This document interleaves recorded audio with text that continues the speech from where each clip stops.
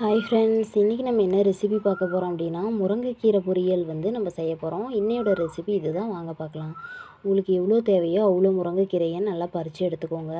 நீங்கள் நாளைக்கு செய்கிறீங்க அப்படின்னா இன்றைக்கி நைட்டே நல்லா பறித்து வச்சிட்டிங்க அப்படின்னா அந்த தண்டுலாம் தானாகவே உதிர்ந்துடும். அப்படி இன்றைக்கி காலையிலே செய்கிறோம், இன்றைக்கே பறித்தோம் அப்படின்னா நம்ம தனித்தனியாக எடுத்துகிட்ருக்கணும். பாருங்கள், நாங்கள் அது மாதிரி தான் எடுத்துகிட்டு இருந்தோம். இதில் அயன் கண்டென்ட் அதிகமாக இருக்கிறதுனால ஹெல்த்துக்கு ரொம்பவே நல்லது. அதனால் எல்லாருமே ட்ரை பண்ணி பாருங்கள். ஒரு கடாயில் எண்ணெய் ஊற்றிட்டு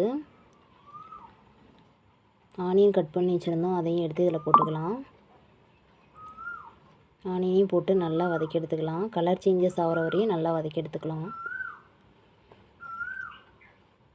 அதில் வரமிளகா ஒரு 4-5 வரமிளகாவையும் கிள்ளி போட்டு அதையும் நல்லா வதக்கி எடுத்துகிட்டு, ஒரு முழு தக்காளியும் நாங்கள் சின்னதாக கட் பண்ணிவிட்டு அதையும் ஆட் பண்ணி நல்லா வதக்கிக்கிறோம்.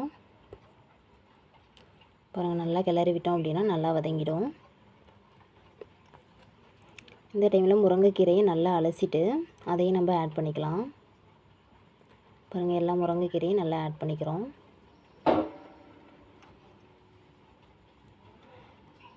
எல்லாத்தையும் ஆட் பண்ணிவிட்டு நல்லா கிளறி விட்டுக்கலாம். முருங்கைக்கீரை வேகிற வரையும் வெயிட் பண்ணிக்கலாம். முருங்கைக்கீரை வெந்ததுக்கப்புறம் தேவையான அளவுக்கு தூளுப்பையும் போட்டு நல்லா கிளறி விட்டுக்கோங்க. நீங்கள் முட்டை உடச்சி போட்டு செய்கிறதா இருந்தாலும் செய்யலாம். ஆனால் இன்றைக்கி நாங்கள் தேங்காய் துருவி போட்டு செய்திருந்தோம். நாங்கள் தேங்காய் துருவனத்தை ஆட் பண்ணிவிட்டு அதையும் நல்லா கிளறி விட்டுக்கோங்க. நல்லா கிளறி விட்டிங்க அப்படின்னா சூப்பரான முருங்கைக்கீரை பொரியல் ரெடி ஆயிரும். இது ஒரு பிளேட்டுக்கு மாற்றிக்கலாம். பாருங்கள், சூப்பராக முருங்கைக்கீரை ரெடி ஆயிடுச்சு. இதே மாதிரி நீங்களும் ட்ரை பண்ணி பாருங்கள், ரொம்பவே நல்லாயிருக்கும். எங்கள் சேனலை சப்ஸ்கிரைப் பண்ணலன்னா மறக்காமல் சப்ஸ்கிரைப் பண்ணிடுங்க. இந்த வீடியோ பிடிச்சா மறக்காமல் லைக் பண்ணுங்கள். தேங்க்ஸ் ஃபார் வாட்சிங்.